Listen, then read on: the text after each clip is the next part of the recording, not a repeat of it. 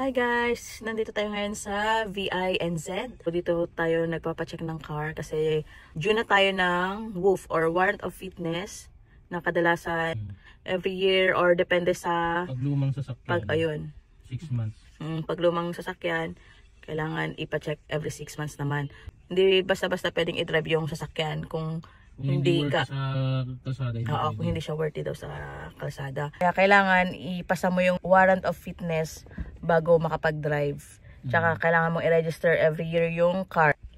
Parang sa Pinas din naman, 'di ba? Ganun din yung sa Rego. Pero dito may warrant of fitness pa. So hapon galing na si Daddy dito, pero na-failed tayo. Chinek yung car, tapos may mga kailangan tayong ipaayos. Kaya na-failed tayo, failed inspection. So ito yung mga kailangan nating ipaayos. Yung gulong, yung seatbelt, tsaka yung wiper.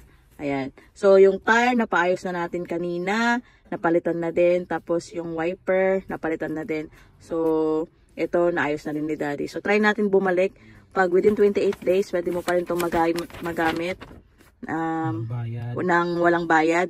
So try nating ibalik. Sana pumasa na. Pag may sasakyan ka dito, dalawa yung kailangan mong kunin lagi. Yung radio, every year yun. Para makakuha ng radio, kailangan pasok pa sa warrant of fitness. Ito yun, ito. Every year din yan. Pero pag luma yung sasakyan mo below 2000 year model, every 6 months yung warrant of fitness. Okay. So pag 2000 pataas, every 1 year yung check. Pwede mong Papacheck lang naman nila kung fit pa sa kalsada yung sasakyan mo, yung hindi yung kakarag-karag na masisira o hindi safe. Pag safe naman, papasa kanila. Tapos pag meron ka ng WOOF, makakapag-renew ka din ng doon ka palang makakakuha nung radio na sinasabi nila. So, pag nahuli ka ng polis, edi ticket ka kapag walang WOOF o kaya walang radio. Ayun.